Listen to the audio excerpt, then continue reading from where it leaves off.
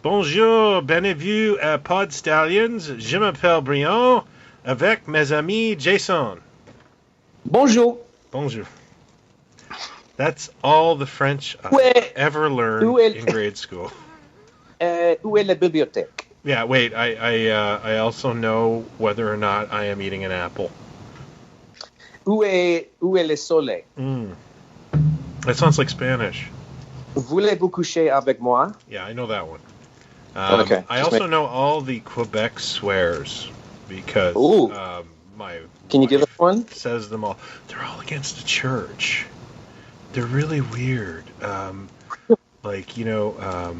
Calice, which is just the chalice the priest uses.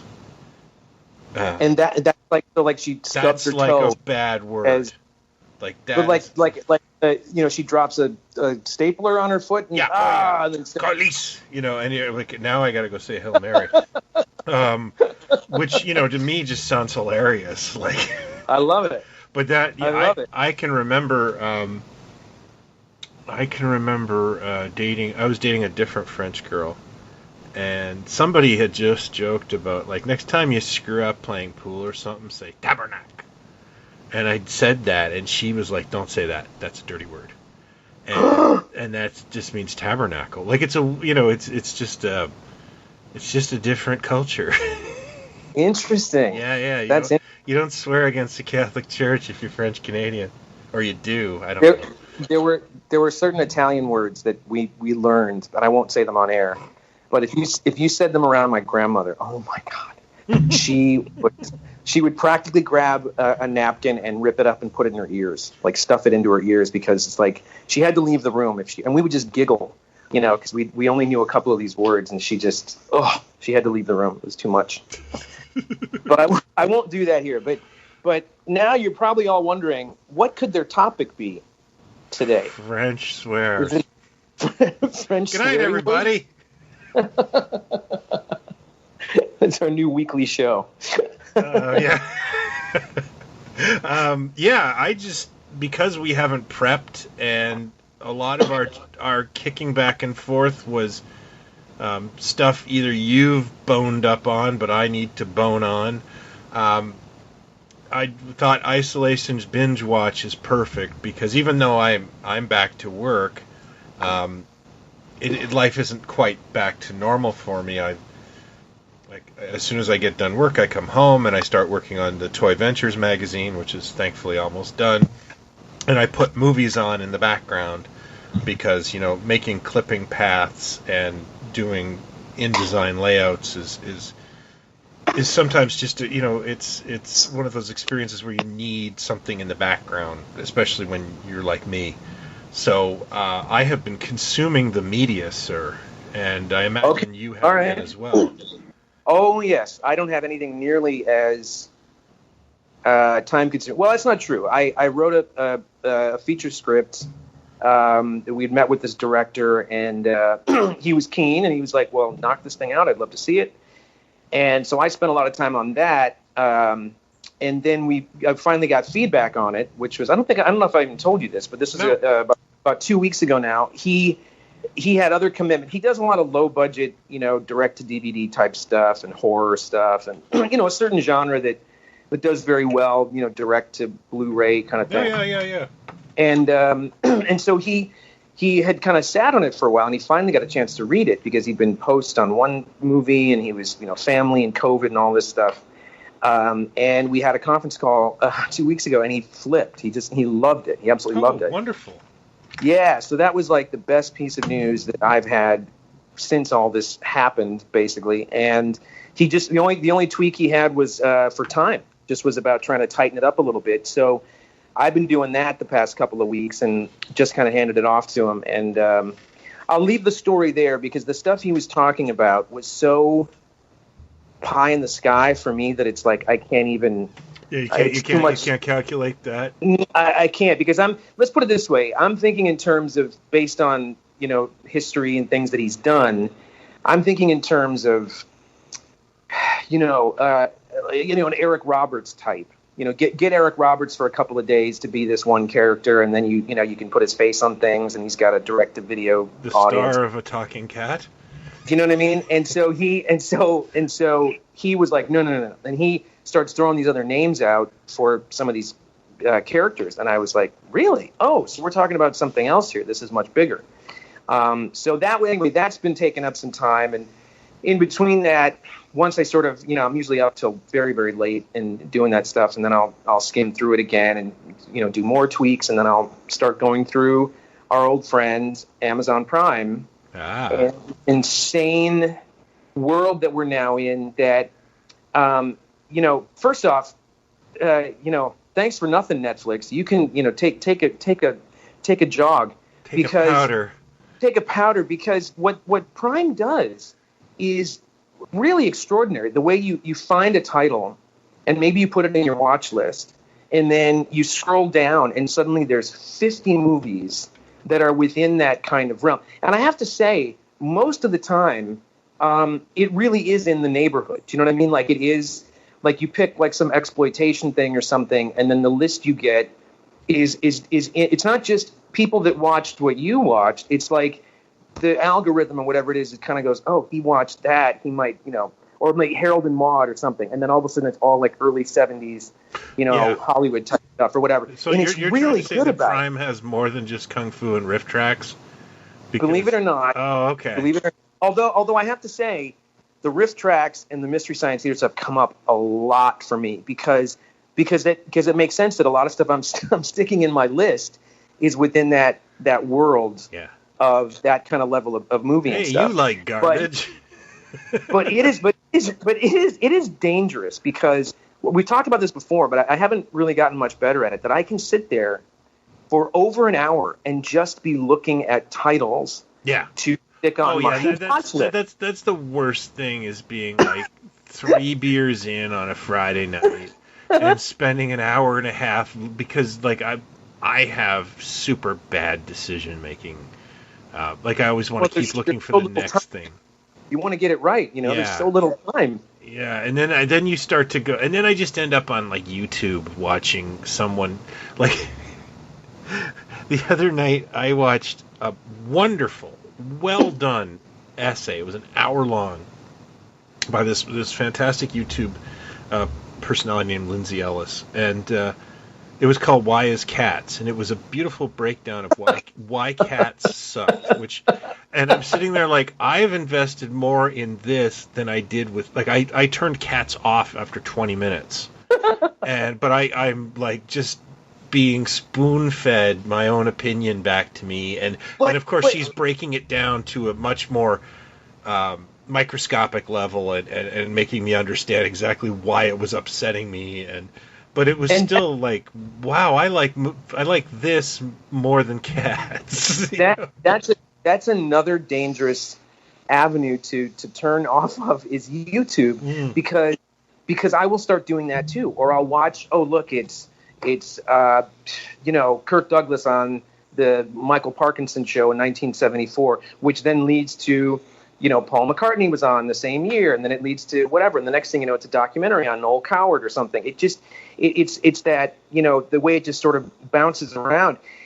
When it comes to those kind of things, and this is something I did want to talk to you about, and this is a perfect place to start, because let's talk about some YouTube stuff, is I get people that send me links of like, oh, you dig this movie, you dig this analogy, maybe check this out or whatever. I have to say, most of the stuff I see is pretty well done. They've done all right by it. I've seen stuff that is to the extreme where the guy is so in love with his voice that it's like a 2.5 hour sort of thing. But every now and then I come across something that's like, it just is what it is, and it is not dripping with snark. If there's anything I'm sick of in this world right now, it is that everything is just dripping. Oh yeah, with like snark. Cinema Sins is the worst thing ever.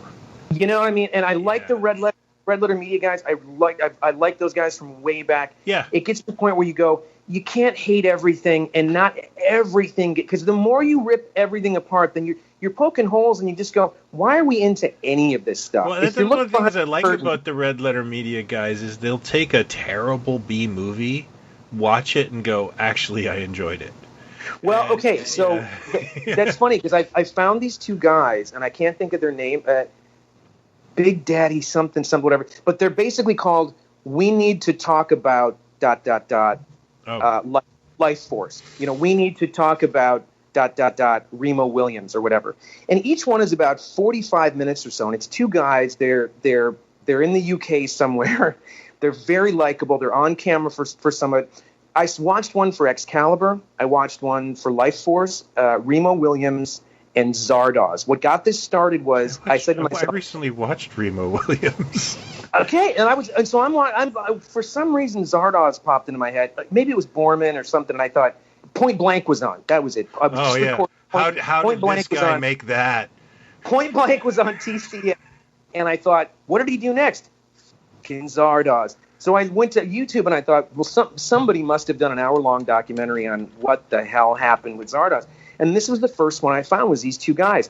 It was so refreshing, because what they did was they break down the plot, they warts and all, and they're happy to say, and then this comes and this happens, and then they get done with it and they go, okay, so let's talk about this. What happened with Zardoz?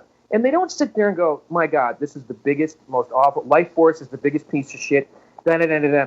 They don't do that. They go, look at Life Force. You had Toby Hooper high off of Poltergeist. You had Dan O'Bannon writing the script. You had John Dykstra doing effects. The biggest budget Cannon had dealt with at that time, which was like $25 million for this movie. Shakespearean actors, and the score was by Henry Mancini. What happened? But they don't come away from it going, it's just god awful. They come away from each of these going, you need to see this thing. Is it perfect? Is it gold? No, but here's why it's an interesting thing to watch. And I thought that's a lot of this stuff. What appeals to us is kind of, some of it, repeat viewing, whatever. When we think of kind of disastrous things or things that are just kind of mental, I mean, it's even part of my love for Dune, where it's like, holy shit, this is insane. I love knowing the stories behind the stuff, and if it's done, respectfully and not like they still joke about it, they're still poking fun here and there. Oh yeah. But it's great analysis where they're going, so what happened with this thing? Well, it could have been this, it might have been this, but it is this, and you should see it for what it is, basically. And I just wanted to say that it's out there. These guys are great. I don't know what they're called, but I found it very refreshing to see Snarkless. Yeah, it's nice when you can find. So that's one of the reasons that I ever got into the Psychotronica Encyclopedia of Film, was it was very judgment free. Mm-hmm. Like the Medved's Golden Turkey Awards, it was kind of snark. Sure. And then Michael Weldon did a book called Psychotronic, and I would say that was the defining, B movie book of the 1980s. And the reason was he was editorial free. Unless something was a complete piece of crap, he would basically just say, like, he would, add a little bit like the breathtaking special effects, or, something like that. That meant the special effects were not breathtaking. But he just basically described the movie, like, dryly as possible. And, that basically it sold itself. It's the same way... when I first started writing for Topless Robot, my first article was rejected. And I got some really actually great advice from Rob, who ran Topless Robot at the time. And he said, work around the joke. Never, ever point out the thing that's obvious.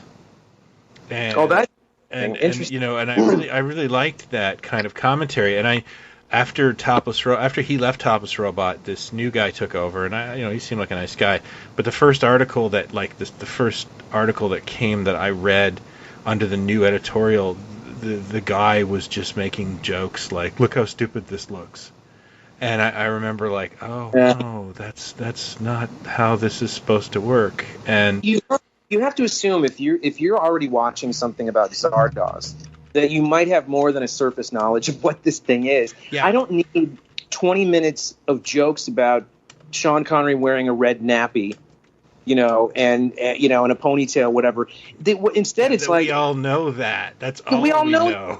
You can see it. Instead, it's like, what was the thinking behind this? And the bits of dialogue about the gun and the gun and the penis dialogue when Zardoz is like, the penis is evil and all this.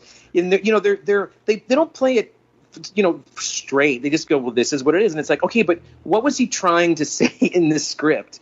There are just some things that may be well-intentioned and don't go the way, and that is one of the, and yet it's got this huge following. Zardoz has somehow built up this strange following. You know how you're just following rabbit holes sometimes on the internet? The other day, somebody just showed me all this Zardoz cosplay. There was actually some really attractive women in that outfit, and it's just I've only seen the men, sadly. What in God's name is this? And by the way, I say sadly not because I don't want to see a man in a nappy dressed like that. It's that some of the guys that have decided to go with that particular costume probably shouldn't be going with that particular costume. That's what I'm saying. Yeah, we don't have the time for that. We live in a world of tight-fitting spandex. So between YouTube and Prime, and then whatever we've got at home, and there are the odd thing or two that shows up on Netflix and now HBO Max, because HBO Max has this entire Turner Classic Movies section that has a lot of Criterion stuff and this foreign film, just all kinds of stuff. It's been a lot to sort of get through. But is there something to start that you have sort of a series of things or a TV series where you've sort of dove back in and you're devouring, or is it just random, all kinds of random stuff? Well, yeah, a bunch of different things happen. My wife, who was working from home the entire time, she is a fan of the Facts of Life and many other things that I don't understand, but like she would watch 2 or 3 Facts of Life a day, and it's just like you'd hear that music and go, oh, I'm not going up there.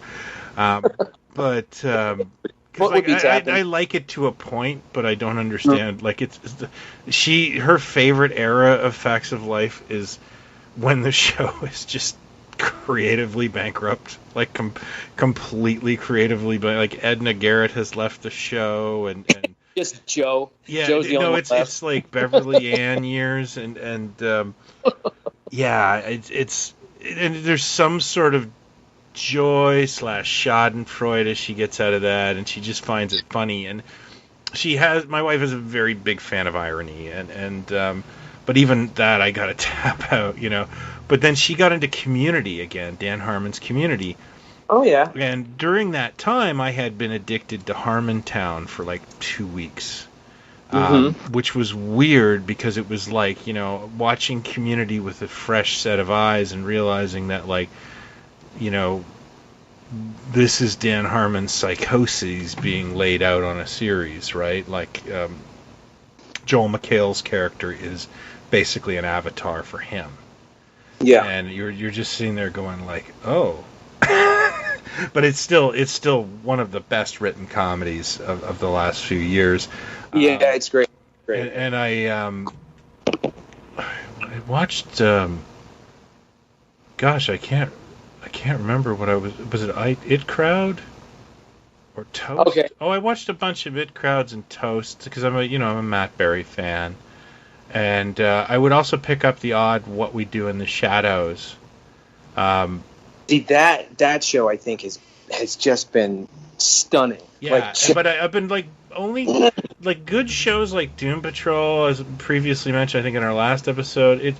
It's like chocolate covered cherries. I only want to have like one And then like I'll go back in 2 weeks and watch another one, and I'm positive that I haven't been watching What We Do in the Shadows in any sort of sequential order, and I don't care. But it is so fun. It's so good. But So good. I've gone all over the place. I started rewatching things I own. Like I picked up. I have Fear and Loathing in Las Vegas, which is one of my favorites. Which is weird because when I saw it in the theater, I wanted to leave. But, oh, really? Yeah. It was the really bad energy in the theater.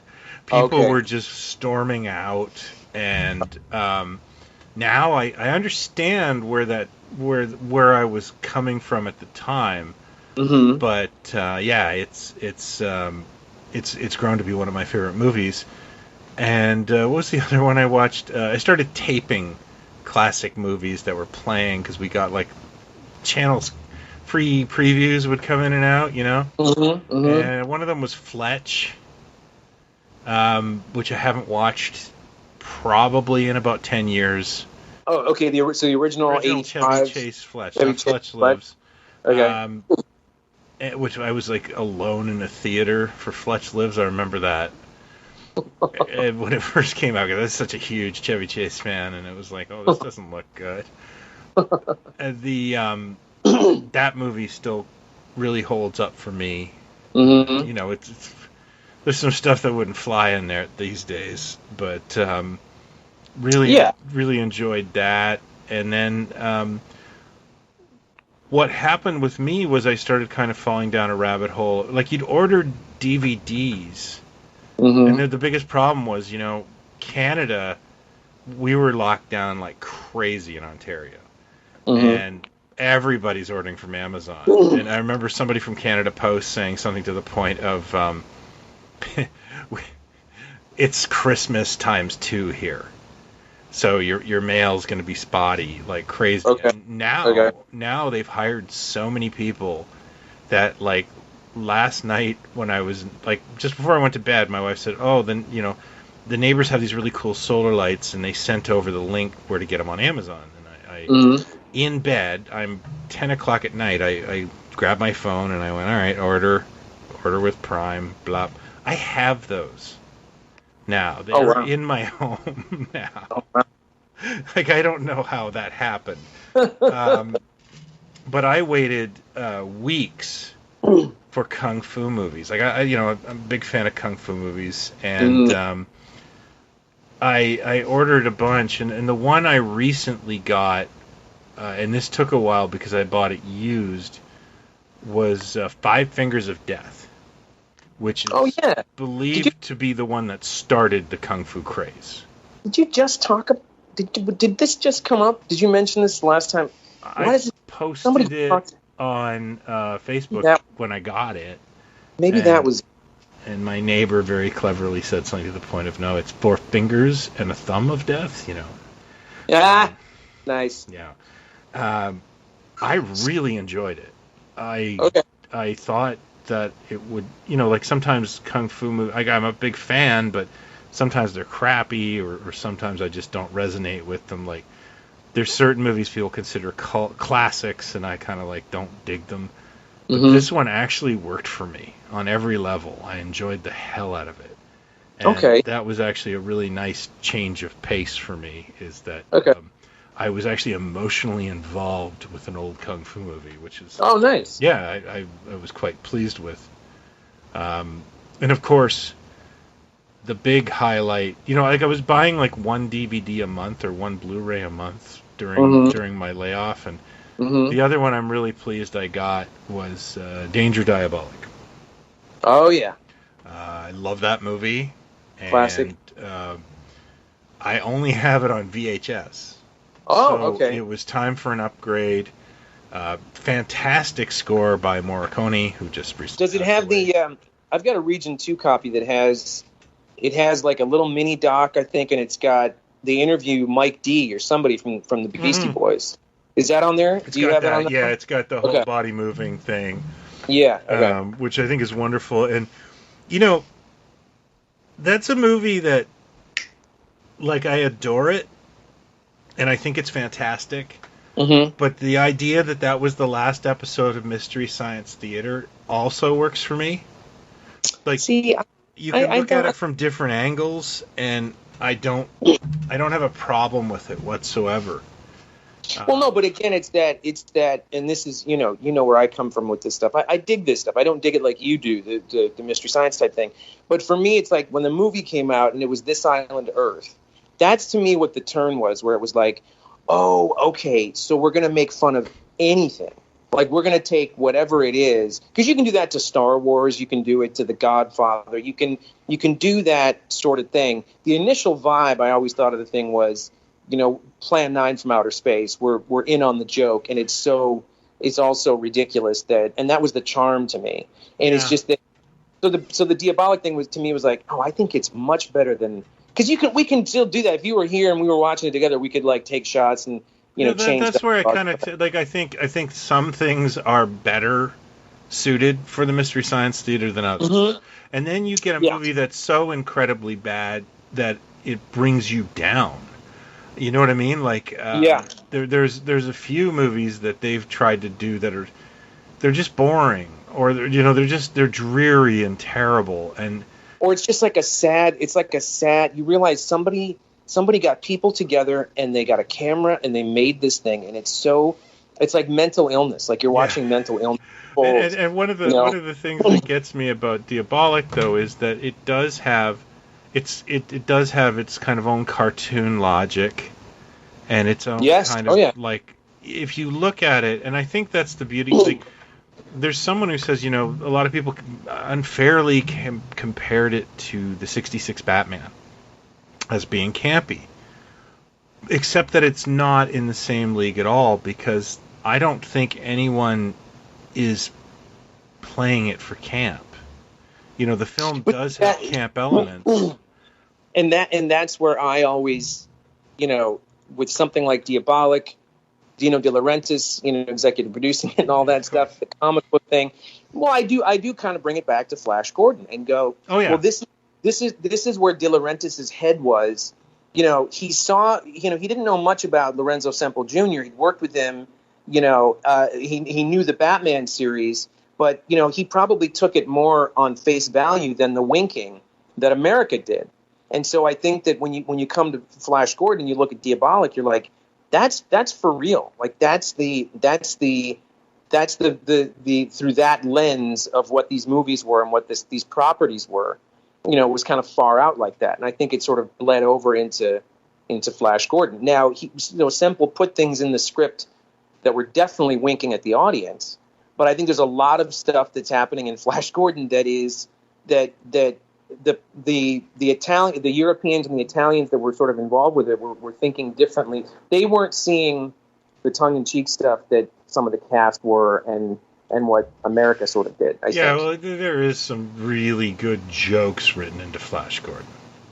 Yeah, and Diabolik to me too. The interesting thing about that is like that's sadly something that not a lot of people have seen and know, and I think it's only because it's not a character that anybody knows in this country. Yeah. But just a select few have any idea what this is. Did you ever talk about Modesty Blaze? Have you ever seen Modesty Blaze?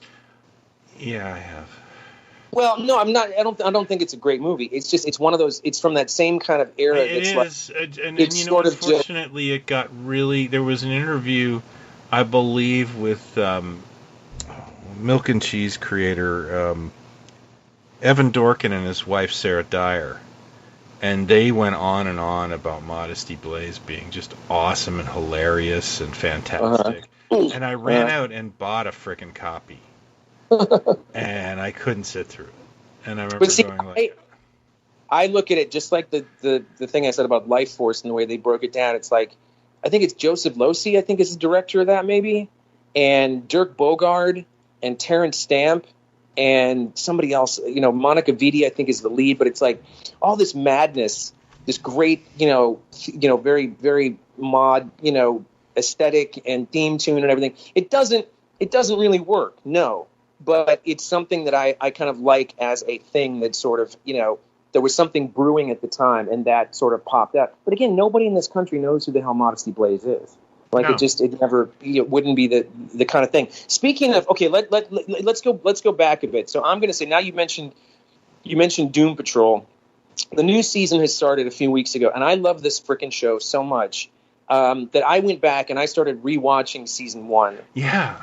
And it is, I really, if you dig it, I would really recommend, if you have the time, to watch it a second time, because it just, now I'm just letting it flow. That first time was kind of just this, did he really say that? Is this really my fault? Is this what's happening? Are we going right? And I was so sort of tickled by the whole thing.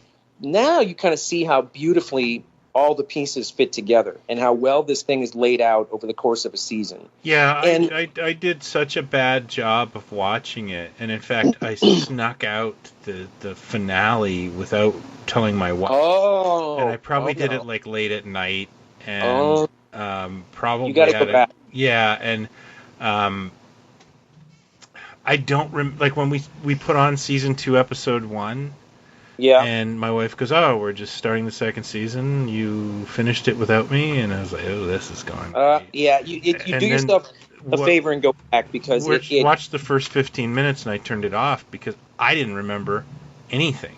Yeah. You should, because there's stuff that's popping in a couple of these episodes that I remember, but now I'm really sort of taking it in. Like when they first go to the street, to Danny the Street, and stuff like that. And also in between, I managed to get, because I'd read some of the Grant Morrison stuff in the 90s, but I got a trade paperback of some of his, like that first volume, and I started reading some of that, and so I'm just kind of going to it again with fresh eyes. But the other thing too is the cast on the show is fantastic. I'm going to get their names wrong, but I think her name is Diana Herrero is Jane. A woman named love April, her. Yeah. April Bowlby is playing Rita. Rita, yeah. The last. And they are fantastic. I mean, Jane has got 64 personalities and stuff, and she is acting her face off. And Rita is great. Dalton is one of my acting heroes, and then Brendan Fraser, who you mainly get in a voice, but he's fantastic. The VO stuff is just like, he is 1,000%. And the same thing for my heterosexual life partner, Matt Bomer, who is, too handsome. There's such a thing as being too handsome. And I think Matt Bomer might fit into that category. You mean but John Boy? Yeah, exactly. He's mainly, vocal work as well. And he's terrific. And when he's on camp, it's great. I liked the Doom Patrol comics growing up. I had a digest of them when I was a kid, and I remember they really appealed to me, just the old 60s ones and how weird they were. And they were really well-written comics. And also, I liked the Doom Patrol more than the X-Men, to be perfectly honest with you. Also, when you said weird, and that's a great word, it never feels like... The oddness and the weirdness to it is very matter of fact. Mm-hmm. They never hit you over the head. It's just, you go, this is where we're going now. This is the thing that I'm talking about in the story. You either come with or you don't. But I don't have to. The other thing that's great telling you what this thing is and dissecting the hell of it. It's just like, this is what it is. And as the audience, you got to go, yeah, okay, that makes as much sense as anything else that's just happened. Well, you do kind of get Robot Cliff being your everyman. Yes, and he's so angry. He's just so angry all the time, and he's hilarious. The episode with the Nazis was one of my favorites, just because the Danny the Street and because it starts with the whole group therapy thing. Cliff wanted, we should sit down and have group therapy, and it's also very, very funny. Yeah, I mean, it's very very funny. And I'm really digging the second season, which I won't say anything about. So that's what I'm kind of as I gotta being in isolation and being in Los Angeles, of course, I'm very adept at this point, and I know, just like you said, not to sit and do Doom Patrol all day or 2 days straight. You got to do an episode and a half, maybe 2, and then move on to something in this other pile. Then maybe go over to the DVD pile. Then try to get 10 minutes of news, and then come back. So I've got my lists here on Prime, And there were a couple things that were in here that I was going to ask you about. Some stuff is just so like, I kind of have heard of this thing, but not. This one I'm dying to watch, and I have not watched it yet. It's called Red Sun. Do you know this movie, 1971? 1971. Well, and it says 71. It might be 74, but here's the tagline. Charles Bronson, Alain Delon, and Toshiro Mifune join forces in this intriguing adventure as a gunslinger, bandit, and warrior in pursuit of a valuable stolen Japanese sword. I've heard of this.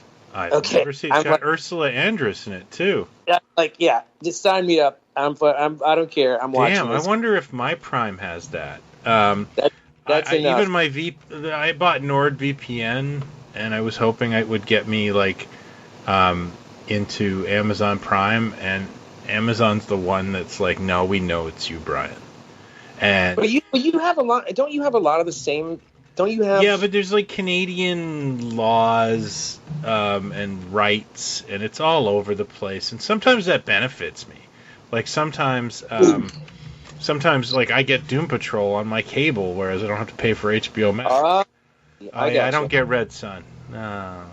Okay, so there's that one, and then this one I also put aside, which I have not watched yet, but I guarantee you know it, and or maybe a fan. Beyond Atlantis. Yeah, I might be a fan. I think I have that on Blu-ray. Let me just see. I think you do. Almost definitely. Yeah, that is an Eddie Romero film, and I have a pact in this life, and that is to buy every movie that has Eddie Romero or not Eddie Romero, Vic Diaz in it. Okay. Vic Diaz is this fantastic actor.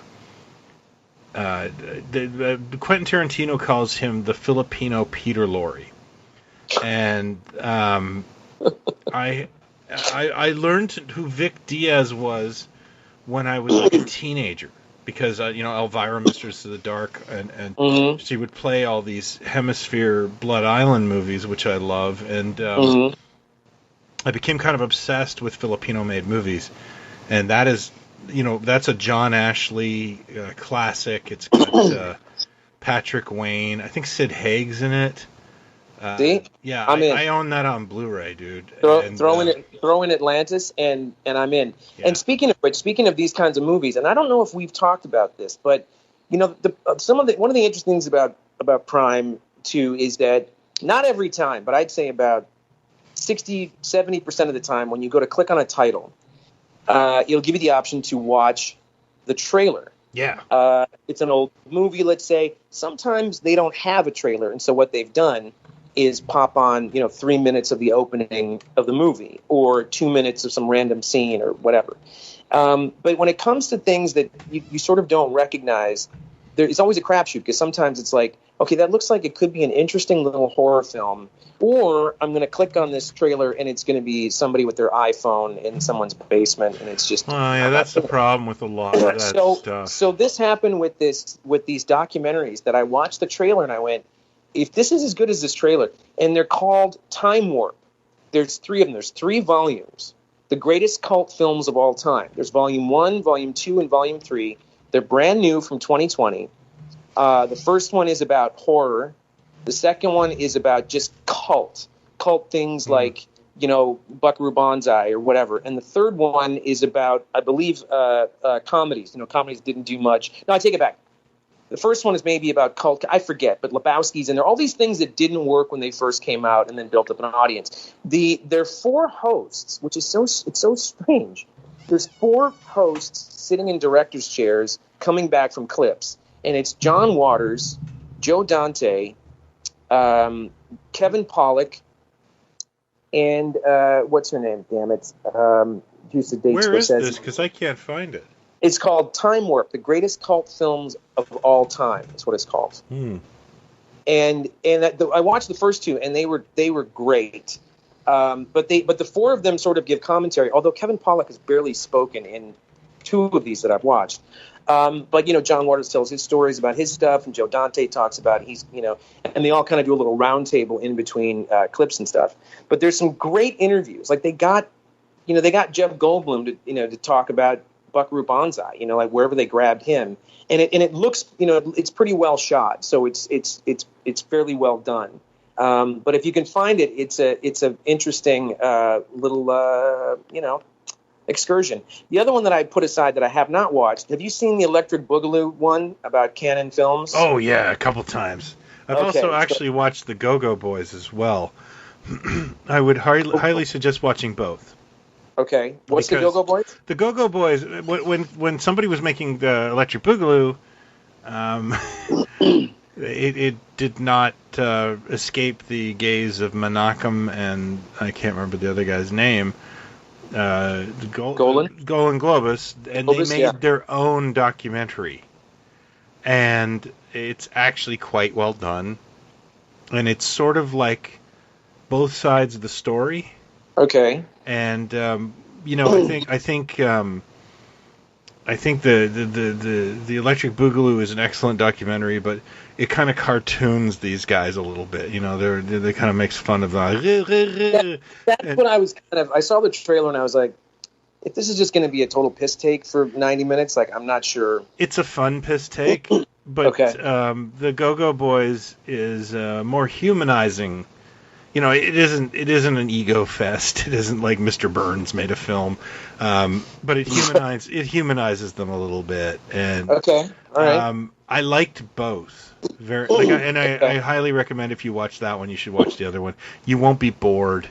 Well, I'll tell you what one of them got me to do is I had a copy of Rocky Horror Picture Show on Blu-ray that had been sitting around forever, and it's one of those things that it's so familiar now as a cult thing that, I hadn't seen it in, I don't know, 15 years, 20 years or so. Mm-hmm. It's one of those things that I eventually, many, many, many years ago went to one of the midnight things just to experience it kind of thing. Yeah, I did that. And I think I just kind of went, I'm done.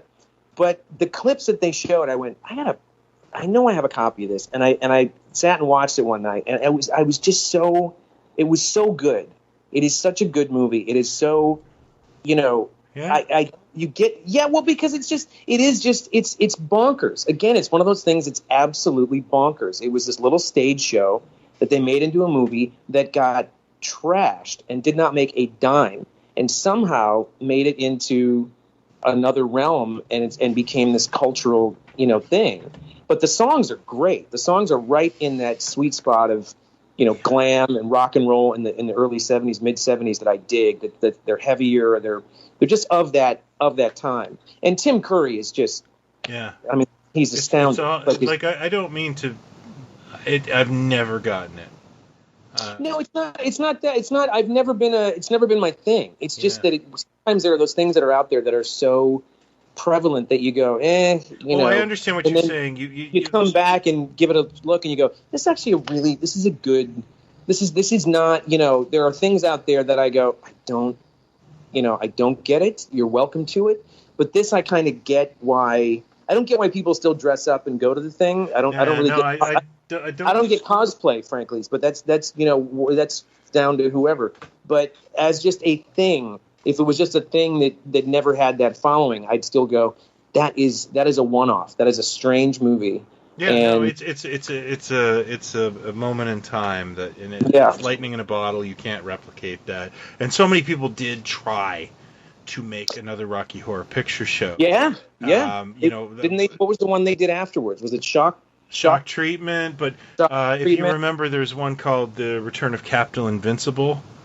I remember I rented that once. It's got Alan Arkin, I think, in it, and there's actually a song called Bullshit, where a guy's just going bullshit, bullshit, bullshit, and you're like, what is this? Like, they were just trying to make it weird to get an audience. They didn't realize that you have to have some sort of authenticity to it.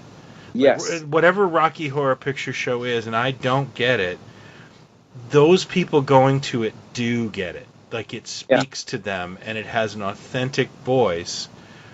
And, maybe it's the outsiderism, maybe it's just the letting go.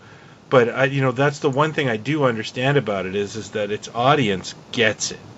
Yeah, and it's bonkers. And when when Tim Curry shows up, it's one of those things that's just like, he's absolutely fearless. I mean, this was his first movie, and he's just, he doesn't care. Like, it's just like, I don't care what, it's just for the performance, that elevates it to me. The performance, his performance elevates it. Unlike screenings of like The Room, which I've been to and stuff, the audience isn't laughing at the movie. Like, the audience at a Room screening, they are fucking laughing at the movie. But the audience at a Rocky Horror Picture Show aren't laughing at a movie. They're having fun. And, no, totally. Yeah. That's a great example. Is the Room of being something that became this thing that everybody's in. It's kind of sad in a way, but it is what it is. But this is something else, and it was nice to look at something that I hadn't seen in such a long time, that it was kind of it was familiar to me. It wasn't overly familiar. What I really find interesting is when you go see a movie that you adore, a cult movie that you don't know anyone else that loves it, and then you go to see it with an audience, and how they react can be really interesting. I was a humongous, and still am a humongous fan of Sonny Chiba's Street Fighter films. Mm-hmm. And I watched them, in the 80s and 90s, and then a friend of mine said, "Hey, they're playing at this little tiny theater. Do you want to go?" And I said, "Oh, hell yeah! Like, Saturday night, let's go." And I drove downtown, and the audience was killing themselves laughing. Mm. And I remember going like, "Oh my God, these are kind of like silly and over the top." And it was like, it was a complete eye opener for me, to be perfectly honest with you, because I've always loved them, and but I was totally okay with that, and it was the same. Okay. No, but it's interesting because I think I've told you this once before, and I'm glad you brought that up, because a lot of stuff we talk about is cult and degrees of it, and everybody's experience of a movie or a show, whatever, is everybody's own experience. But I used to go to the New Beverly, especially when I first moved out here. I had like a shitty VCR, and I was living in a studio before I had a one bedroom, and I'd go with a couple of buddies, and for $5 it was a double feature, and they had like these kosher hot dogs, and shitty popcorn and stuff. So that was a huge part of my life, like when I first came out to LA, and then sporadically for different events and stuff. And I will never forget going to a screening of Planet of the Apes. Cool. And this must have been like 1998, 97 or 98 or so. And from the moment Heston opens his mouth, the audience is laughing its ass off. No way. And I'm looking at my buddy going, what the fuck? Like, what's... And it kept going and going. And then it just was... it was like everything was a double entendre somehow, or everything sort of had another like winky meaning at the audience and everything. And it was like they went to see it because it was so silly, because the dialogue was so silly and he was so stiff and whatever. And I went, what's going on here? Like, that was the first time I can recall something that I loved, like being treated that way, kind of. And I went, okay, if this is the new world, it's not my bag. It's like we can all make fun of shit and make jokes about it and stuff, but you can't poke everything, because it's nothing special. You know what I mean? In the mid '90s, I went to go a double feature of Plan 9 and an Ed Wood, and I absolutely loved Ed Wood to pieces. So. I think it's and my girlfriend hadn't seen it at the time, so like I had seen it without her.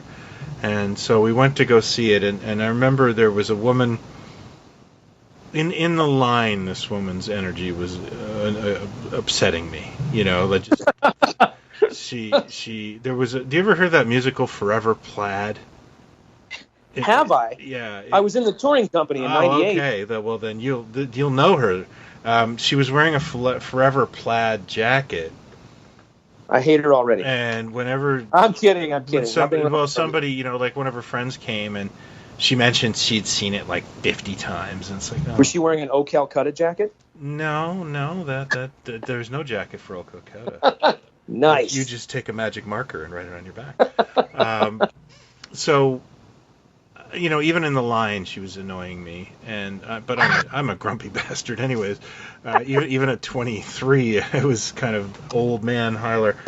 But it was slipping away. Slipping away at 23. She started mouthing off Plan 9 in the theater. And I remember going like, I think I finally just yelled, "Nobody needs your comments." Ooh. Because it was like, that movie you don't need to make fun of that movie. It is making fun of itself. It is hitting itself over the head. And she stopped.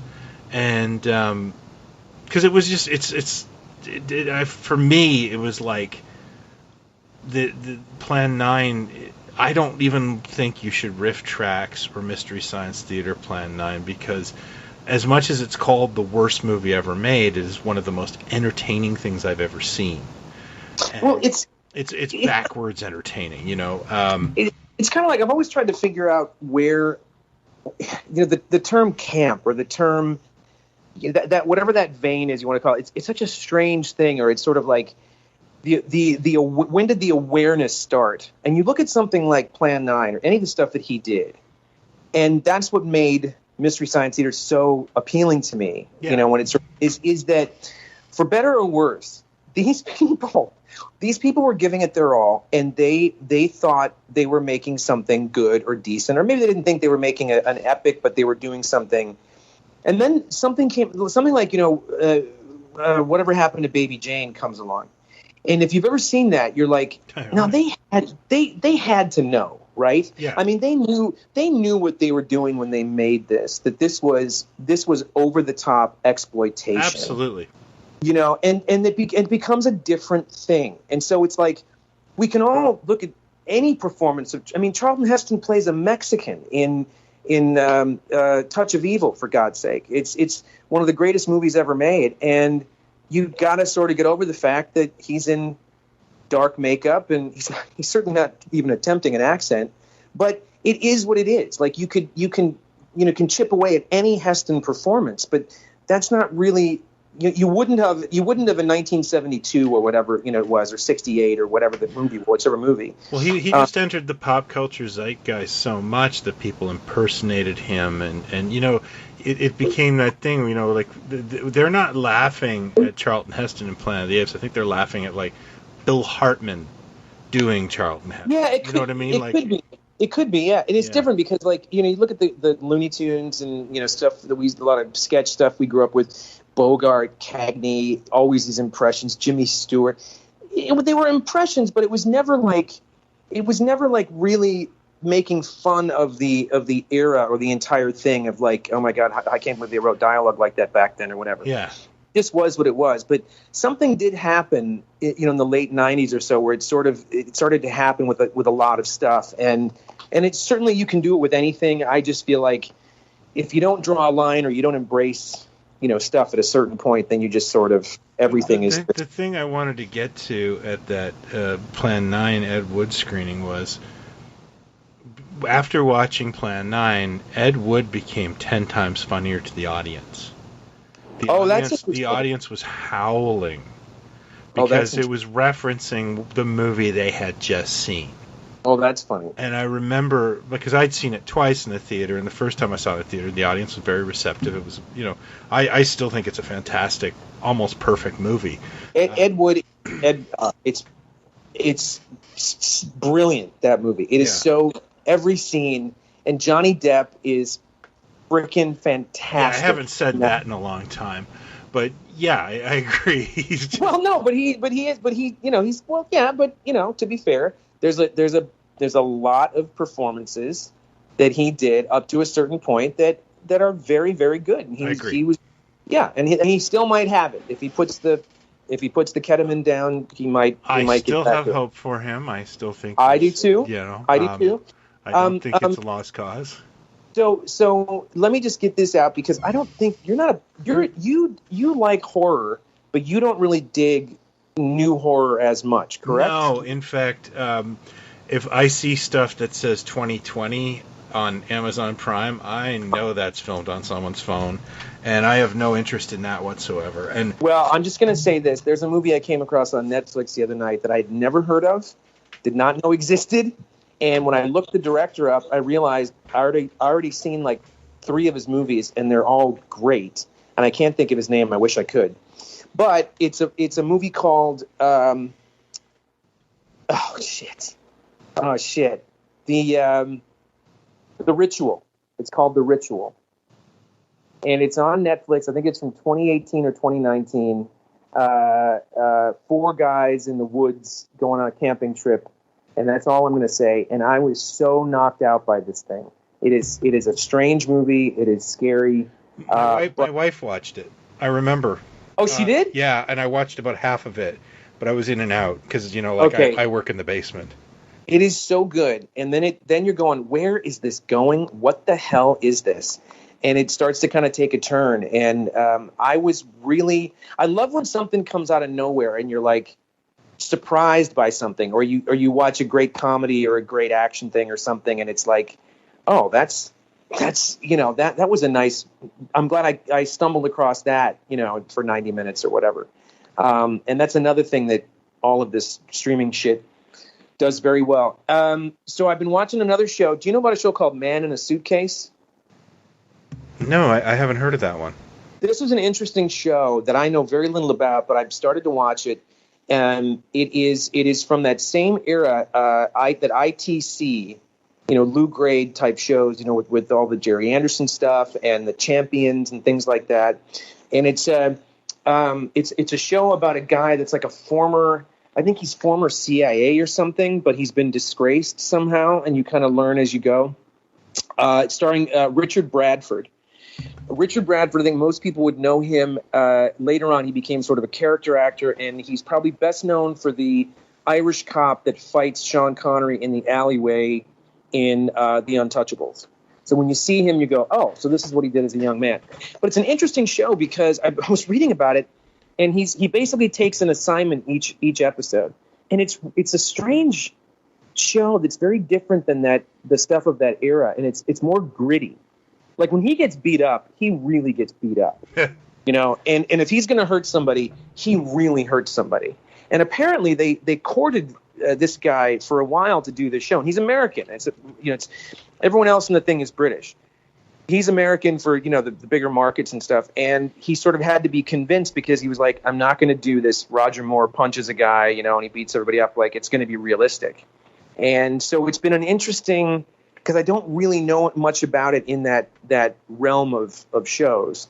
So that's and Jason King, and I pulled out my box set of Jason King, and I'm diving back into that. And then I came across something that because we had been talking about Nigel Neal. Yeah. And we talked about Quatermass and Halloween 3, I think, is where that came from. Yes, that was it. And how he really became sort of the godfather of British, sci-fi type stuff, on television. He did 1984, the 1984 adaptation before Quatermass. Quatermass was huge.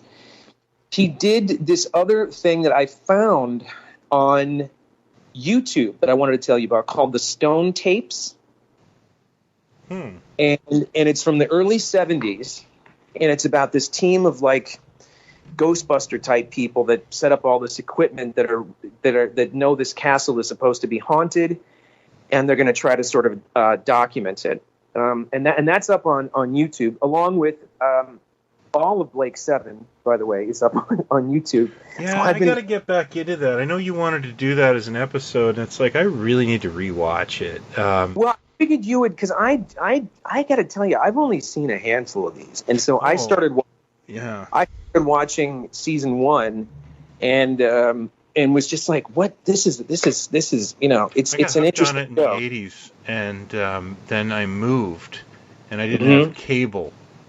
Where I was living, and I was like, I guess I'm not watching any more Blake 7, or Sylvester McCoy Doctor Who's. But yeah, I'm not even sure if I remember it being on, on the Friday. It was on YTV here in Canada. I don't know if they had it on public television along with all the Doctor Who stuff that they used to do on public television. But so I've been watching that. But I found a copy of a show, a one-off show that Nigel Neal did in 1967 or 68 called The Year of the Sex Olympics. Oh, yeah, I've heard of that. That's famous, yeah. And it is fantastic. And the reason it's famous, if anybody finds it, because I couldn't find it other than this shitty DVD. Brian Cox is in it. Leonard Rossiter is in it, who is Brian Cox is in the year Sex Olympics. Leonard Rossiter, who was in Fall and Rise of Reginald Perrin in the 70s, is in it. It's a strange show. It's a futuristic thing, sci-fi thing, but it really sort of Nigel Neal saw reality television coming from that far away. Yeah. And that's the stuff that's in it that you just, when you're done watching, you're like, oh my God, that's what happened 25 years later, 30 years later. That's what happened, you know? But it's as good as I'd heard that it was. So I'm glad I found that. And then of course a massive list of stuff on Prime that I'll probably never get to. Yeah, the one thing that really crescendoed me and sent me off to a dark path is during COVID I missed out on Severin Films' Al Adamson box set. I just kind of lost track of when that was coming out. And, you know, finding the $200 for it was a bit difficult. But luckily somebody I know managed, when I did kind of come to my druthers, managed to get me a copy of a fellow by the name of Dan Simpson, and he also gave me some really cool comics he did and some other stuff. So I'm a huge fan of independent international films. I love Al Adamson's work, and I was lucky enough to meet him just before he was murdered. So I kind of put myself to the task of watching everything sequentially on this Blu-ray, like good or bad, or things I've seen. You know, things I've seen I would watch again with Sam Sherman, who is his producer's commentary. He's a fascinating guy. But so I've been doing that for the last few days, and unfortunately I have to watch a lot of them in my office because of the tons and tons of nudity in them and that sort of thing. And it's full of, like, because I haven't seen everything in his catalog. And it's full of some really interesting surprises. And I don't know if you know this, but Once Upon a Time in Hollywood is somewhat based on an experience from Al Adamson. It's based on an experience that he had? Yeah. They were filming a movie, and I can't remember which movie it was, but they were filming it on the Spahn Ranch. And there's a couple of things. One, I think the stories are mixed a bit, but that Tex Watson guy, is that his name, Tex Watson? Yeah. He was bugging the girls. There was a movie they were filming with a lot of girls in it, and one of the stuntmen just kind of said, if you don't, I'm going to kick your ass if you don't get out of here. Mm-hmm. And then people said, oh, he carries a gun. And the stuntman's like, oh, that could have been told to me. But the other part of it was, and this is the more interesting part, is that one of the stuntmen, I believe his name is Anthony Bud Cardos. Yeah, I'm going to mangle this. He had a broken down dune buggy, and Charles Manson said, "Oh, I can fix that, but I need the money up front." And he gave him the money, like $70, and said, "Okay, fix my dune buggy." And the next day it wasn't fixed, and this guy basically went over to Manson and said, if that isn't fixed by the end of the day, I'm going to kick your ass. And Manson fixed it. And that is, apparently that story was told to Tarantino.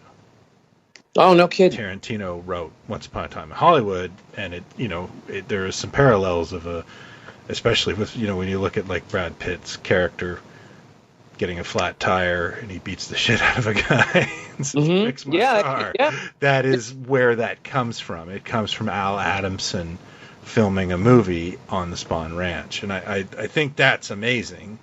But also, like, I've just always been a fan. So one of the things that he would do, and this has been painful for me, is he would make a movie, not be happy with it or not find it commercially viable, and he would take pieces of it and add new pieces of it to make a new movie, and then consequentially he would sometimes make a third movie out of it.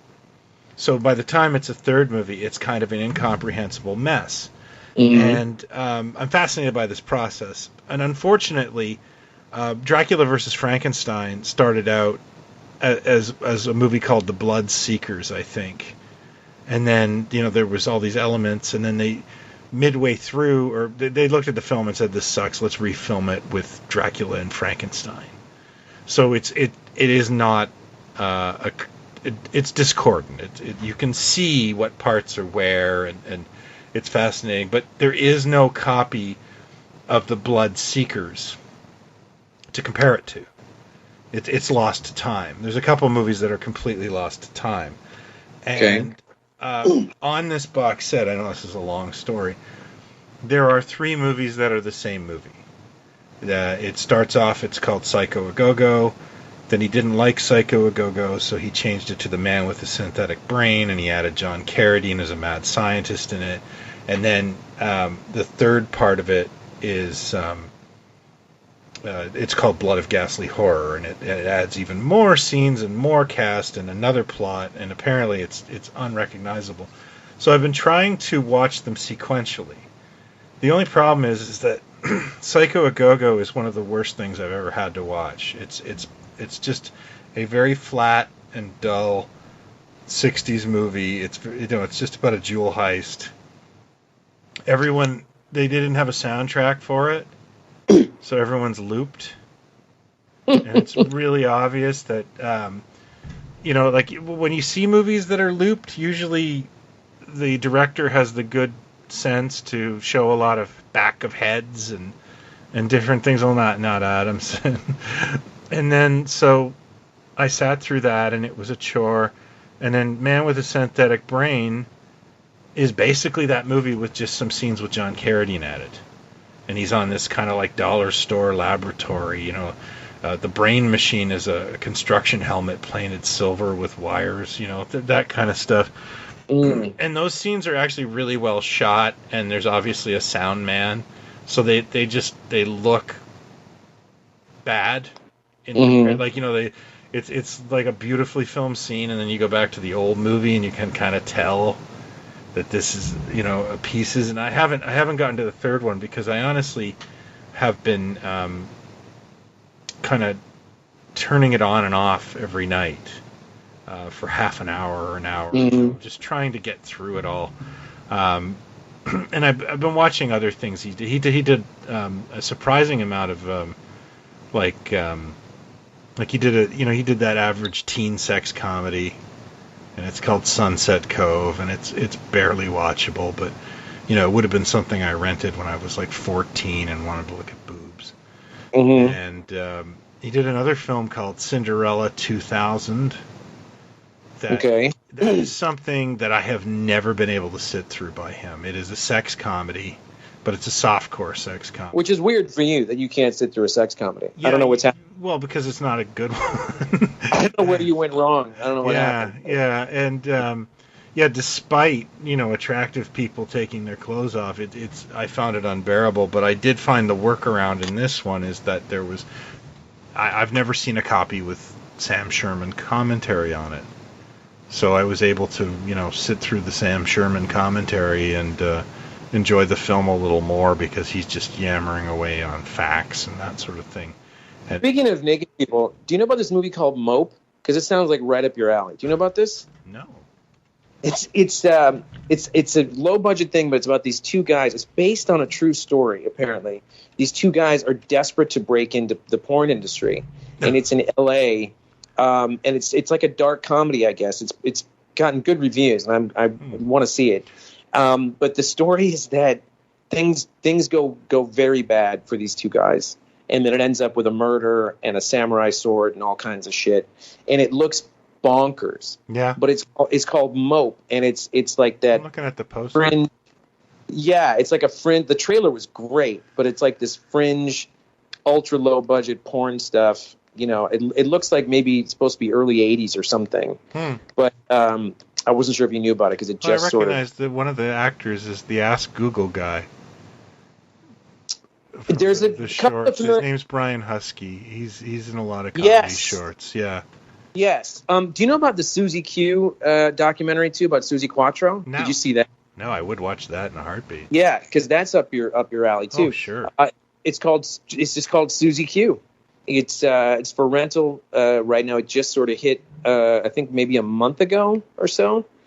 I sometimes go down the documentary road where I'm just kind of, whether it's YouTube or any of the stuff that we're talking about. Documentaries. I just watched one on Jose Mujica Moran's, or Coffin Joe. Yeah, there's some that you kind of you don't. It's hard to.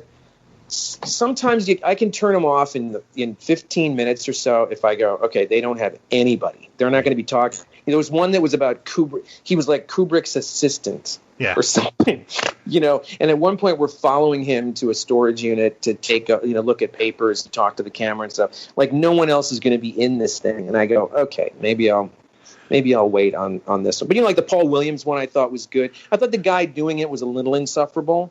But I thought actually, that one kind of bugged me. It was too much personality there. Yeah, too much. Too much about this is my story kind of thing. It's like just do the fucking documentary and talk about stuff, Well, the one that got I recently watched one that was like free on YouTube, and it was a Hunter S. Thompson documentary, but it wasn't the one that made the theater circuit a few years ago. I can't remember the name of that one, but I actually own that. Gonzo. I watched a great one. I think it was on YouTube too. It was about Philip K. Dick. Oh yeah. And it was from maybe the mid '90s or so. And man, talk about a bonkers life. Like just a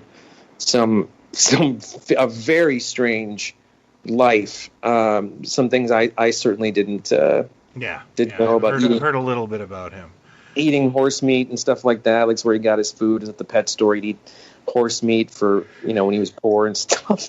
Just strange stuff. But I love that shit. And then there was another show that I started getting back into, and now I forgot what it was. I've been watching too is the Muppet Show. I had some DVDs of the Muppet Show that I haven't, and I bet I haven't seen these since they aired. Yeah. And that's another show that's just like, I know everybody loves the Muppets, but that was really a big show. Like when we were kids, Saturday night, 7:00, whatever it was. Yeah, it was usually around 7:00. Yeah. Freaking glued. And I found, because I was watching some, I found a documentary. It was after Henson had died. It was on YouTube somewhere. And just the background and just how no one in America went for the show, but the UK, again, Lou Grade, I believe, said, I'll make your show. Yeah, I think I talked about this in our last isolation one, but the Defunctland guys do an amazing Henson documentary. The who does? Sorry? Defunctland. Defunctland? Is that a YouTube thing? YouTube channel.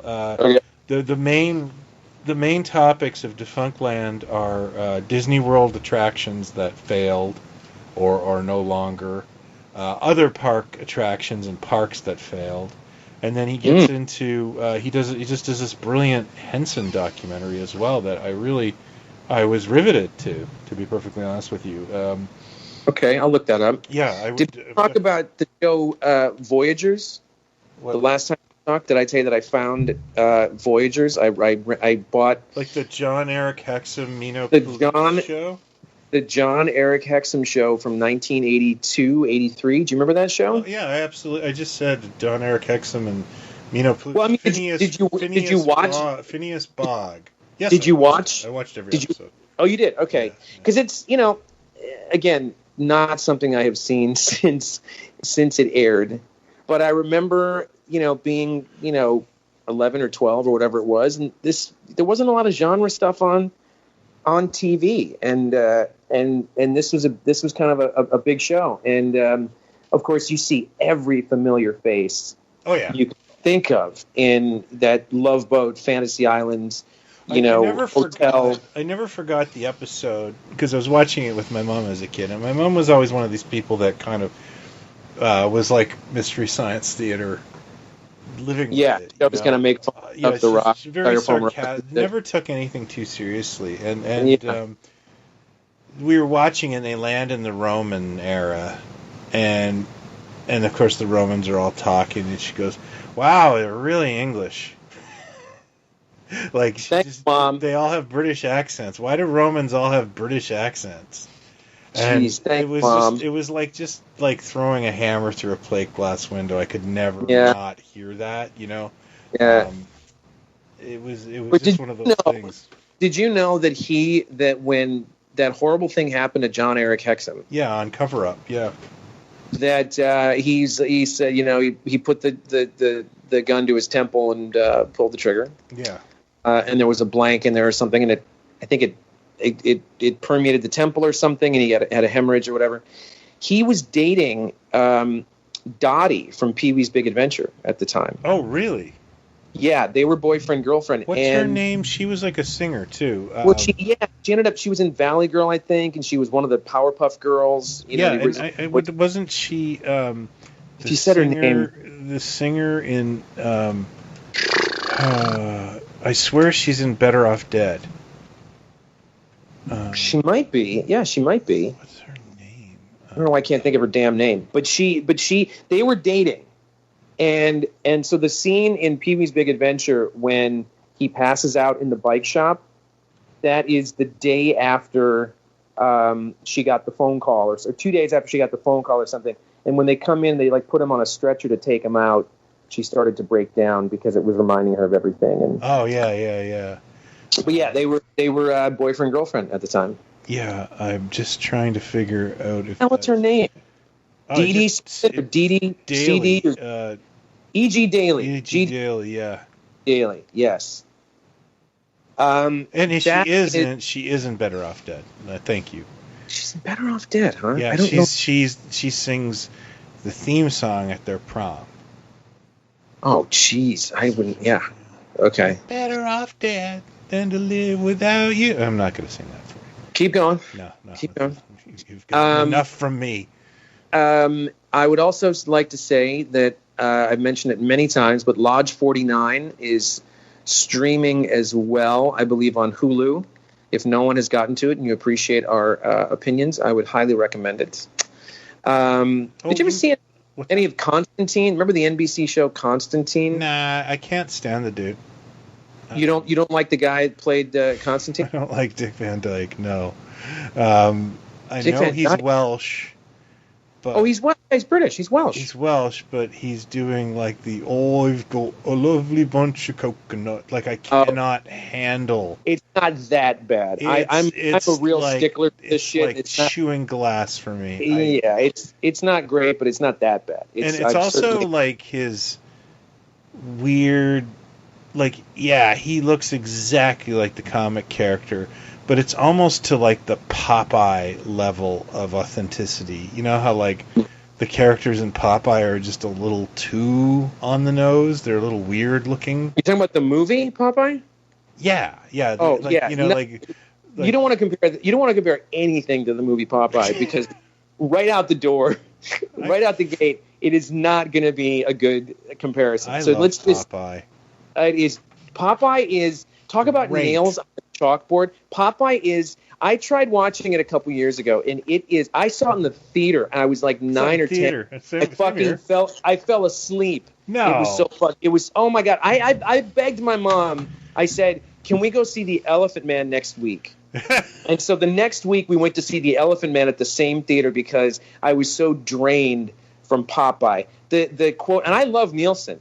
The quote songs that he wrote for this movie. Oh my god, that is. I'm just going on Facebook. I got to unfriend Jason. I don't know if I could fit through an entire unfollow block. But I will say this: the other thing I just found on streaming is your Hunter from the Future. Own it on Blu-ray. However, it's the riff tracks. Your Hunter from the Future. I just want to watch your. I don't need the riff tracks. Your. How many times I have seen a thing and I go, oh, they've got that streaming. And then I click on it. It's like, riff tracks rips the shit out of this one. Like, okay, never mind. I thought I was going to see a movie I've never seen. So there's a lot of that sort of lets me down. Like, I just want to see the damn movie. And some of this stuff is really hard to find. And that's why they've got these. And they've got some really, really strange, $2 type things, too, that are more recent that you're like, how did this get. I know you guys need material, but like, how did this get on streaming? You got to sift through a lot of that stuff too. And then, have you done any? You don't have the HBO Max thing, then, do you? Well, there isn't. It doesn't exist in Canada.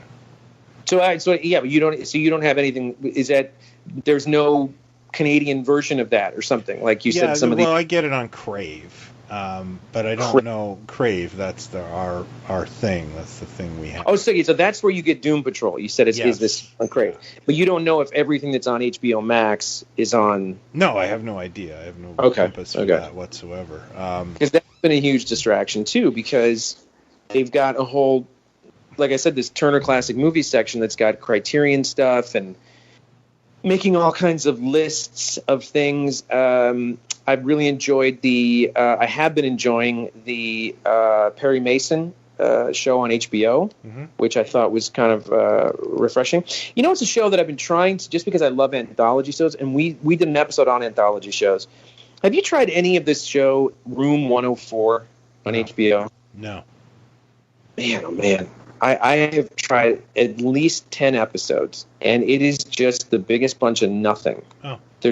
It's just there's great talent in them and familiar faces and stuff, and then I don't know quite what the point of it is. But there's a lot of thank God for all these streaming outlets and things that we can spend our time on, especially those of us that aren't particularly busy right now. You know, I just want to bring up one movie that you asked me about modern horror, and I did watch a modern horror. I don't know if I brought it up in the last binge. I hope not. I hope I'm not repeating myself. But The Color from Space. Yes, we talked about it briefly, I think. But we did. Okay. Just very briefly, though, we didn't, because I think I might not have seen it when we first started to talk about it. Yeah, I think it was like brand spanking when it came out. Now I think it is on Netflix, and it's Richard Stanley who directed few too many films. Like, you know, I think he got fired from that Island of Dr. Moreau, and this is like his return film. Yeah. And, you know, there's a few things that I like about it. I think it succeeds in spite of Nicolas Cage. I'm not on Team Cage. I think he's lost his marbles. Well, see, I think did you see, what was the one, Mandy? Did you see Mandy? Yeah, that didn't work for me. No, it didn't really. I thought, like, I never need to see it again. Yeah. I got nothing against it. It was a nice piece of work. I never need to watch it again. I'm glad I saw it, and I know what they were kind of going for. And to me, he's kind of that's what he sort of, it's that bonkers thing he does very, very well. And then sometimes you see him in something like Kick-Ass or whatever, and you go, or The Weatherman, and you go, oh shit, you know, he still can pull it out. He's still got some, you know. So you're watching Colorado Space, and it's like you're going, okay, this is, you know, now we're getting back to, and without going into detail, he sort of makes some choices where you go, okay, I'm not sure exactly what we're doing here, but he's doing something very specific that's almost a callback to something he did many, many years ago on something else. And you kind of go, you're kind of breaking the wall here when you do that. And I'm not sure why they sort of allowed it or why he went certain ways, but it was hard not to point at it and go, oh, he's going especially wacky, like he's really turning it up. Thing. Yeah, you know, there was a movie that came out a couple of years ago called Mom and Dad, where everyone's got like some virus that makes you go crazy, and it's like, oh, there's never been a better film for him. You know, that is like a vehicle for him. Color from Space. I think he didn't successfully ruin the mood, and I think that has a lot to do with Richard Stanley. But I think he's still just, you know, what do I say? He's still just Nicolas Cage. It's one of those things where and the movie too does, it's like two movies almost to me. Once it hits a certain point, it becomes like a tone poem almost. And it just becomes this, you're just waiting for it to get to, it's got disturbing stuff in it. The guy's, I think it's literally like the second movie he's made. I think it's about the fourth movie he's made. Oh, see, he's made a movie called Dust Devil. He made a movie called Hardware. Oh, Hardware. Oh, yeah. No, wait, I take it back. Sorry. Yeah. I meant the first. Yes, I saw those. Those are what like got him he was like the hot thing for a bit, and that's how Moreau happened. Is that how it goes? That's exactly how that happened. He actually made Moreau happen. And then Moreau, he disappears for 20 plus years, and then this is the first thing he's done since that. And I think Elijah Wood executive produced it or something, and that's how that relationship kind of happened. He helped get this thing going. Yeah, I'd like to see more movies from him. Did you see the one that Elijah Wood did called Come to Daddy? No. I think you should see this, because it's the kind of thing that would be like an exploitation thing in the mid-'70s.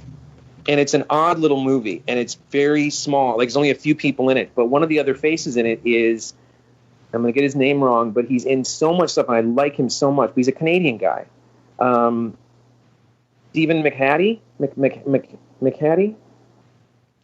He was in Pontypool. He's the DJ in Pontypool. Oh. He was in the Watchmen film, where he was the original Night Owl. Stephen McHattie? McTashy? Something? He's a Canadian guy. Yeah, I'm trying to see. Yeah, Stephen McHattie. And he is in Come to Daddy. And Elijah Wood's great, but it is worth seeing just for Stephen McHattie in this thing. And it's kind of bonkers. It's kind of... He goes back. Like, he was... Stephen McHattie, he's in the Yul Brynner The Ultimate Warrior movie. Oh, he's... Holy cow. He was kind of up there in Pontypool. You could sort of see it on his face, kind of. I still think that's funny that you know what Pontypool. It's just such a stoplight town. What? Why? What do you mean? It's actually set in the town not far from me called Pontypool. Mm-hmm. And my parents had friends that lived there, and when we went there, we'd always have to spend the night. And they're literally, I don't know what it's like now. I haven't been there in years, but back then it was like stop sign variety store. Welcome to Pontypool. Well, have you seen the movie? Yeah, years and years ago. Yeah, I think it was like a stage play or something. Because there's like one location pretty much for this thing. Yeah, it's just a low budget Canadian film. But it's in like a radio station. Yeah. So it's kind of, everything sort of comes to the station. So it seems like it's this one location, and it's a good movie. That's a tough one to find, but that's a good movie. And you said something, Stephen. This made me think of something else that I was going to ask you about. This director. Oh man, it might have been a Canadian dude. And now I can't think of it. Bruce McDonald directed Pontypool. We went to the same college. And he's done a bunch of stuff. That guy, and I can't. He's actually McHattie. Hardcore Logo, which is probably my favorite film he's ever done. Hardcore Logo, and Stephen McHattie is married to the woman in the movie in Pontypool, whoever that actor is. Yeah, they ended up meeting on this and Hardcore Logo has a guy in it by the name of Hugh Dillon. He's a Canadian rock star. He has a band called the Headstones, who I'm a big fan of, and he's possibly the biggest star that never was. He's wonderful in Hardcore Logo, and apparently Tarantino flew him to his house a couple of times because he really liked him, but they never ended up working together. And to wrap things around a little bit, Hardcore Logo stars an actor, a Canadian actor. What is his name? He's in a lot of stuff, but he's not. I wouldn't particularly call him famous, but he plays Bucky Haight. His name's Julian Richins. That's it. Okay. He's a very thin British man, and he has been a Canadian staple for decades. Like, I've seen him in commercials. My friend Sean's first production was a short film starring Julian Richins. Okay. So that goes back to like the 90s, Okay. And he's in everything made in Toronto, things like Shoot 'Em Up and Saw. And that was it. Sorry. Yeah. Keep talking. But I remembered what I was going to ask you. But go ahead. Shoot 'Em Up. But he ended up in Doom Patrol as that aging Nazi. Oh, okay. And the puppet guy, and it was look at that Julian Richings. He keeps showing up and stuff, and it's awesome. Oh, that's awesome. Yeah. You just said Shoot 'Em Up. Well, not Shoot 'Em Up. What's the one? Did you ever see A Field in England? Did you see that movie? Did you see High Rise? Yes. Okay, Ben Wheatley. So the guy who did High Rise is called Ben Wheatley. It's based on the J.G. Ballard book, but it's Ben Wheatley. And he did Kill List and A Field in England and a couple others. And I was wondering if you had seen those because they're very odd. He's got an odd sort of tone to him. Kill List especially is a very violent, low budget kind of thing. No, I haven't. I did watch a film recently. I watched a documentary about kung fu movies a couple of times over the course of the break because I kept finding new things. And have you ever heard of? Oh gosh. Oh man, my brain is turning to mud. Wow, just give me a second here. Take your time. It's almost 11 o'clock here, so I'm... For those of you still listening, I will be doing a tune from my easy listening selection of CDs, accompanied by the Hammond organ. The Hammond organ, not the harpsichord? Not the harpsichord. The film is called The Raid. The Raid, the Hong Kong thing. They made six of them. It's Thailand. Because I think they couldn't film stuff like that in Hong Kong anymore. I thought that was batshit amazing. The action in it. And then, believe it or not, I got this recommendation from Frank Conniff from Mystery Science Theater about a film called Fury. And he said it's the best action film I've seen in a long time. So wait a minute, who's in this? No, just Frank Conniff recommended the film. No one is in it. So is it new? Is it? It's a new film. It's on Netflix, and it's about a single mother in Vietnam, and she's a badass. Like she's a debt collector, and then somebody kidnaps her kid for like a child trafficking thing, and she just goes on a tear trying to find her. And it is really a it's an action film. There's some suspension of disbelief, but there's also just, you can kind of feel for her. It's really well done. The action is fantastic. Okay. I'll look that up. She's a real, I really enjoyed it. I honestly couldn't turn it off. And that's, that's the best recommendation. I put it on too late in the evening and then stayed up too late to finish it.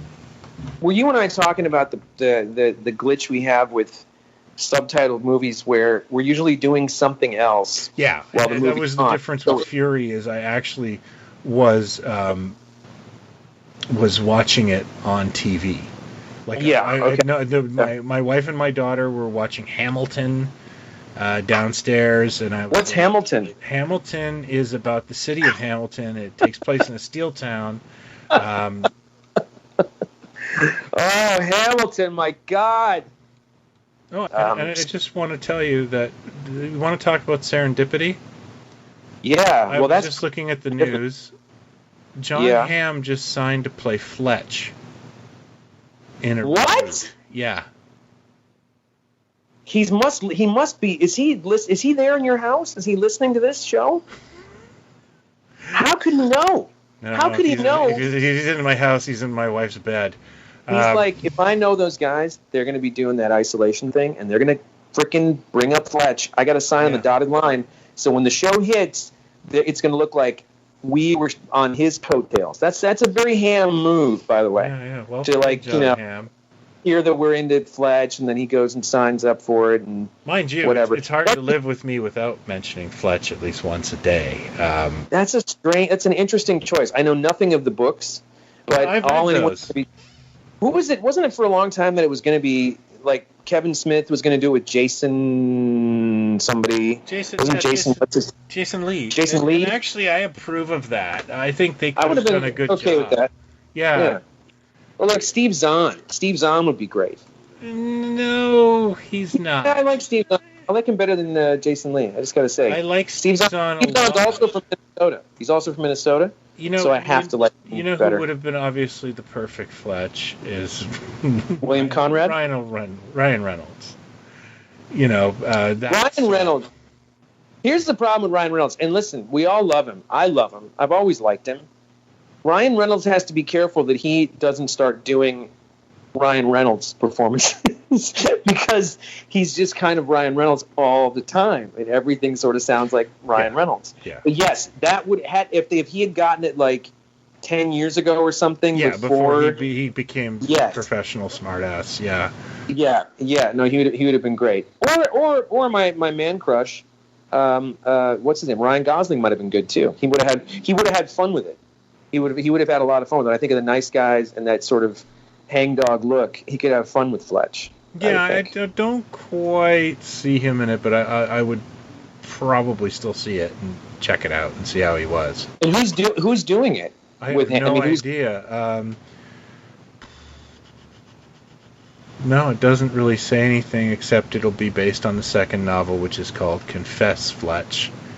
It's just nice to hear that people are still signing deals and doing things because we need to get back to making happiness again somewhere, somehow. Well, there's lots of happiness to be found. But on that note, we should probably wrap up. Yeah, serendipity. Yeah, that I think before they start remaking Nicolas Cage movies with Nicolas Cage, let's. Exactly. Well, there you go, folks. There's another, hour and a half or whatever of us talking about our time and your time, talking nonsense. But last time you guys heard this, and there were a lot of nice comments about what you guys were watching. What you've been doing with your time, and or if we always like hearing if you do take any recommendations and check stuff out. Let us know because we love reading that stuff. Yeah, the guys in the group, the Pod Stallions group, are all going on about this movie called Record City, and I'm so mad. Oh, I saw it. You saw it? Yeah. I'm so mad because I can't find it. I commented on it. I was like, it's one of those things that you think is going to be a nostalgia fest. Won't this be kind of fun to see some signage from the mid to late 70s? And it is just it just made me depressed. Yeah, the presence of Rick Dees isn't a good sign for anyone. It's like, remember how we make that joke about they're writing the script and the joke was dated before it gets printed, before the script gets out. That was what it was. I mean, the stereotypes of every race, creed, and color in this thing are just 90 feet tall, and it's just so, and it's not funny. It's not even interesting like in a novelty kind of way where you're a time capsule sort of thing. It hurts going down. It just hurts. It's just beige. It hurts. It's painful. Yeah, Record City. Yeah, that's Why does that make me more angry to see it? It's like I'm going to go on Amazon and buy it. You know what that is? I know I'm not crazy when I say this, but when you're doing the Prime thing, there's a list and you're scrolling right. So the next one, again, and then a lot of the times when you get to the end of whatever that list is, we like this wacky comedy about birds or whatever, or this wacky thing about record stores or whatever.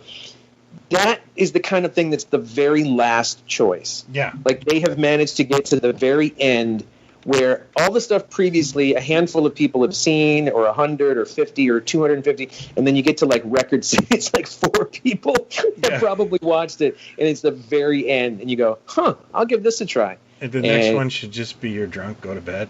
Yeah, it should be just the color bars with the anthem and snow. That's it. Yeah. The last thing I want to mention is I tried to watch. I've never seen Dragon Slayer, and I tried to watch it. Peter McNichol. 81, 82 or something like that. Yeah. Really beautifully made. Oh yeah. But man, does that need something? Songs? Maybe. It has great performances. It's almost like they just don't build the tension enough. As I have said many times, I love nostalgia. I love older things, and I love, the stuff that we grew up with. Not everything is great, and I love people. I love people. Well. Yeah. I love that people embrace it, but I always use Tron as a great example of I loved Tron. I saw it a couple of times. I have the electronic game still. I had the toys. I got the Smucker's mail away thing, and I had some coloring books and whatever. but I know that, especially as time went on, it was like, it's not a mile a minute. It's not like this action adventure thing. I love it for what it is, but I know its limitations as well. And Dragon Slayer is one of those things, like Krull is kind of like this. Krull has got a lot of love. Krull has so many vistas. Oh. I don't know what it is, because I saw it in the theater and went, rip off. It just is like, okay, where's the monster? I saw him in the commercial. Where is he? That's another movie I think I watched at like 35. I'd never seen Krull. Oh, you did? Oh, okay. No, I'm not a big fantasy guy, and I just wait a minute. We're doing another episode here. I gotta go to bed. We just said goodbye, and it's like, hey, just I gotta keep talking. You brought up Record City, and then it went to and it's just like, no, I'm. It'll be our Hawk the Slayer episode. Hawk the Slayer. Okay, no, stop. All right, everybody. All right, thanks everybody. Hope everybody's safe and sound. We'll talk to you guys soon. Be well. We'll talk soon.